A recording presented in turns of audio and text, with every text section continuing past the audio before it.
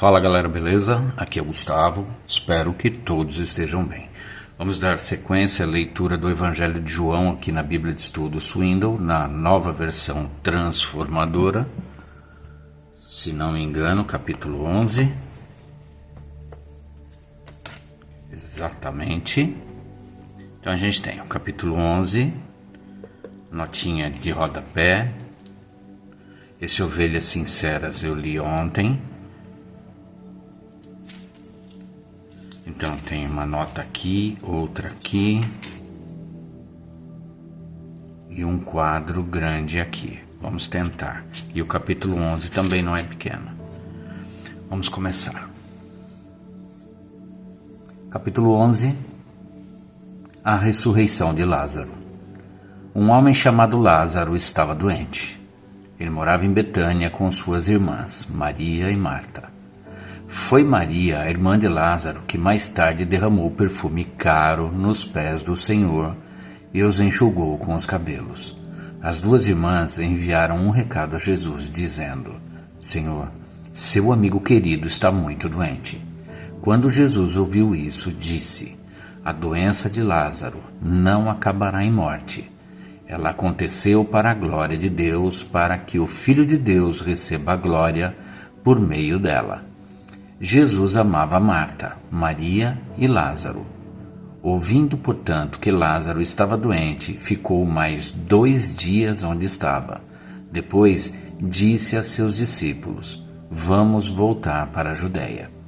Os discípulos se opuseram, dizendo: Rabi, apenas alguns dias atrás o povo da Judeia tentou apedrejá-lo. Ainda assim, o Senhor vai voltar para lá? Jesus respondeu: Há 12 horas de claridade todos os dias. Durante o dia, as pessoas podem andar com segurança. Conseguem enxergar, pois têm a luz deste mundo. À noite, porém, correm o risco de tropeçar, pois não há luz. E acrescentou: Nosso amigo Lázaro adormeceu, mas agora vou despertá-lo. Os discípulos disseram: Senhor, se ele dorme é porque logo vai melhorar. Pensavam que Jesus falava apenas do repouso do sono, mas ele se referia à morte de Lázaro. Então ele disse claramente: Lázaro está morto, e por causa de vocês, eu me alegro por não ter estado lá, pois agora vocês vão crer de fato. Venham, vamos até ele. Tomé, apelidado de Gêmeo, disse aos outros discípulos: Vamos até lá também para morrer com Jesus. Quando Jesus chegou a Betânia, disseram-lhe que Lázaro estava no túmulo havia 4 dias. Betânia ficava a cerca de 3 quilômetros de Jerusalém. Muitos moradores da região tinham vindo consolar Marta e Maria pela perda do irmão. Quando Marta soube que Jesus estava chegando, foi ao seu encontro. Maria, porém, ficou em casa. Marta disse a Jesus: Se o Senhor estivesse aqui, meu irmão não teria morrido. Mas sei que, mesmo agora, Deus lhe dará tudo o que pedir. Jesus lhe disse: Seu irmão vai ressuscitar. Sim, respondeu Marta, ele vai ressuscitar quando todos ressuscitarem no último dia. Então Jesus disse: Eu sou a ressurreição e a vida. Quem crê em mim viverá, mesmo depois de morrer. Quem vive e crê em mim jamais morrerá. Você crê nisso, Marta? Sim, Senhor, respondeu ela. Eu creio que o Senhor é o Cristo, o Filho de Deus, aquele que veio ao mundo da parte de Deus. Em seguida voltou para casa. Chamou Maria à parte e disse: O mestre está aqui e quer ver você. Maria se levantou de imediato e foi até ele. Jesus tinha ficado fora do povoado, no lugar onde Marta havia se encontrado com ele. Quando as pessoas que estavam na casa viram Maria sair apressadamente, imaginaram que ela ia ao túmulo de Lázaro chorar e a seguiram. Assim que chegou ao lugar onde Jesus estava e o viu, caiu aos seus pés e disse: Se o Senhor estivesse aqui, meu irmão não teria morrido. Quando Jesus viu Maria chorar, e o povo também, sentiu profunda indignação e grande angústia. Onde vocês o colocaram? Perguntou. Eles responderam: Senhor, venha e veja. Jesus chorou. As pessoas que estavam por perto disseram: Vejam como ele o amava. Outros, porém, disseram: Este homem curou um cego. Não poderia ter impedido que Lázaro morresse? Jesus, sentindo-se novamente indignado, chegou ao túmulo, uma gruta com uma pedra fechando a entrada. Rolem a pedra para o lado, ordenou. Senhor, ele está morto há 4 dias, disse Marta, a irmã do falecido. O mau cheiro será terrível. Jesus respondeu: Eu não lhe disse que, se você cresce, veria a glória de Deus? Então rolaram a pedra para o lado. Jesus olhou para o céu e disse: Pai, eu te agradeço porque me ouviste. Tu sempre me ouves. Mas eu disse isso por causa de todas as pessoas que estão aqui, para que elas creiam que tu me enviaste. Então Jesus gritou: Lázaro, venha para fora. E o morto saiu, com as mãos e os pés presos com faixas e o rosto envolto num pano. Jesus disse: Desamarrem as faixas e deixem-no ir. A conspiração para matar Jesus. Muitos dos judeus que estavam com Maria creram em Jesus quando viram isso. Alguns, no entanto, foram aos fariseus e contaram o que Jesus tinha feito. Então os principais sacerdotes e fariseus reuniram o conselho dos líderes do povo. Que vamos fazer? Perguntavam uns aos outros. Sem dúvida, este homem realiza muitos sinais. Se permitirmos que continue assim, logo todos crerão nele. Então o exército romano virá e destruirá nosso templo e nossa nação. Caifás, o sumo sacerdote naquele ano, disse: Vocês não sabem o que estão dizendo. Não percebem que é melhor para vocês que um homem morra pelo povo em vez de a nação inteira ser destruída? Não disse isso por si mesmo, mas, sendo o sumo sacerdote naquele ano, profetizou que Jesus morreria pela nação inteira, e não apenas por aquela nação, mas para reunir em um só corpo todos os filhos de Deus espalhados ao redor do mundo.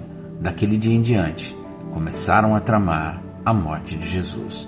Por essa razão, Jesus parou de andar no meio do povo, foi para um lugar próximo do deserto, para o povoado de Efraim, onde permaneceu com os seus discípulos. Faltava pouco tempo para a festa judaica da Páscoa, e muita gente de toda a região chegou a Jerusalém para participar da cerimônia de purificação, antes que a Páscoa começasse. Continuavam procurando Jesus, e estando eles no templo, perguntavam uns aos outros: O que vocês acham? Será que ele virá para a Páscoa? Enquanto isso, os principais sacerdotes e fariseus deram ordem para que, se alguém soubesse onde Jesus estava, o denunciasse de imediato, a fim de que o prendessem. Vamos agora às notas de rodapé. Então a gente tem uma aqui: Tomé, o reflexivo, em João 11,16, talvez você já tenha ouvido o adjetivo incrédulo ser associado ao discípulo Tomé. Você não fica feliz por não ter esse adjetivo anexado ao seu nome? Penso que seria melhor chamá-lo de Tomé, o reflexivo. Ele era um discípulo que não parava de pensar. Tinha coragem de perguntar, de levantar a mão e dizer ao mestre: Espere aí, não entendi muito bem. Isso não faz sentido para mim.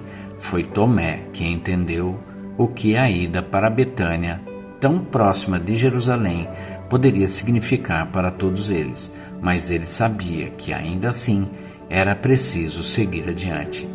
Chama o tipo de honestidade de Tomé não apenas de sincera e aventurosa, mas também de corajosa. Adoraria ver as fileiras do cristianismo cheias de mais crentes destemidos, corajosos o suficiente para admitir suas lutas, para chorar quando tristes, para confessar momentos de dúvida no vale e para declarar, quando confrontados com a verdade: não consigo enxergar com clareza, mas isso não destrói minha fé. Impacto. João 11:45.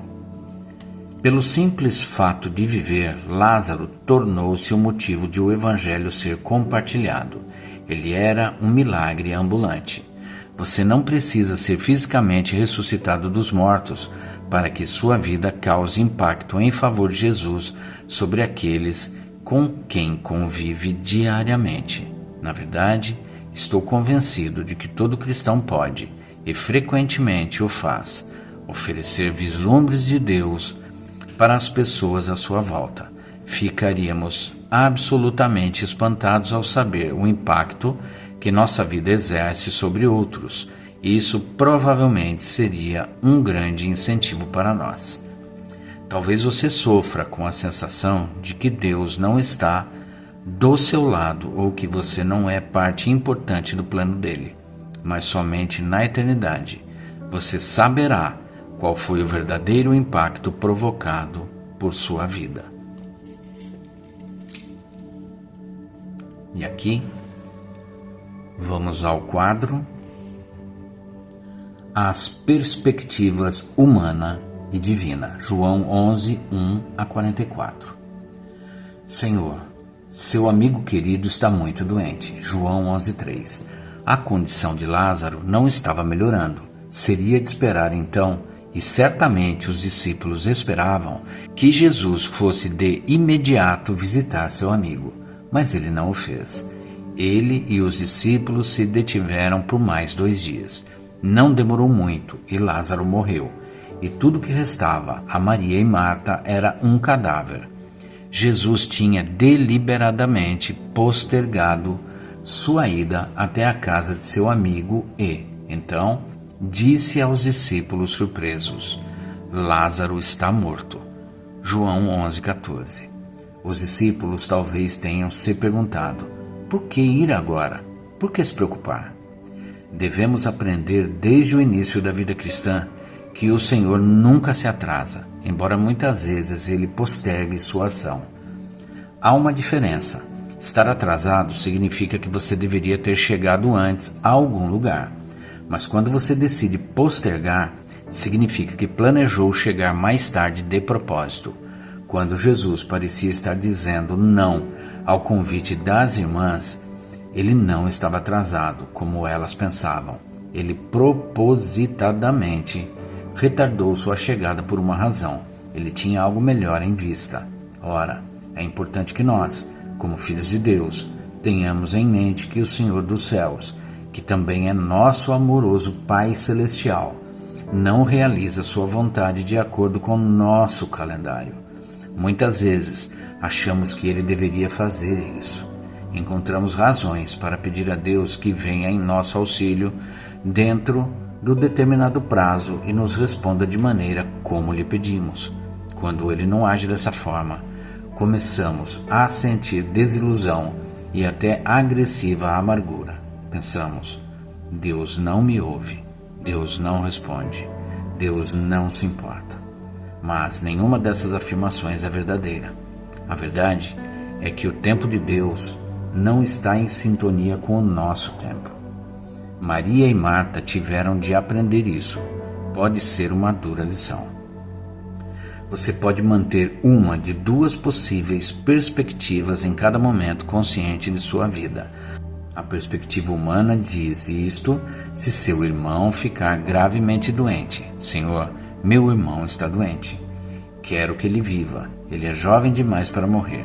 Sei que tu podes curá-lo e penso que deveria fazê-lo. Portanto, por favor, vem agora e coloca-o novamente em pé. Essa é a perspectiva humana. Isso é dizer a Deus o que Ele deve fazer. Agora, esta é a perspectiva divina. Senhor, estou enfrentando uma crise com meu irmão. Posso confiar em Ti e quero confiar em Ti. Quero entregá-lo a Ti para fazeres o que é melhor para ele. É meu desejo que ele viva e que continuemos a desfrutar um relacionamento juntos neste mundo. Mas eu me submeto a Ti, resigno-me ao Teu plano. Com grande prazer espero a Tua resposta. Ter a perspectiva divina é confiar que Deus sabe o que está fazendo. É a melhor das duas, embora seja muito mais difícil. Uma coisa é sentar-se em um lugar confortável e agradável e dizer a si mesmo, muito bem. É assim que vou lidar com isso da próxima vez que surgir uma crise. Seria maravilhoso se você pudesse fazê-lo, mas, por mais difícil que seja, o verdadeiro objetivo da maturidade é, em meio às aflições, ser capaz de lidar com as circunstâncias a partir da perspectiva divina. Você é capaz de fazê-lo, mas isso exige uma quantidade enorme de fé. Significa ter absoluta certeza de que com Deus não há acidentes e que Ele nunca se atrasa. Amém, Pai. É isso, gente. Terminamos aqui hoje o capítulo 11. Amanhã a gente retorna para a leitura do capítulo 12. Espero que todos tenham uma excelente tarde e que Deus abençoe a vida de cada um de vocês.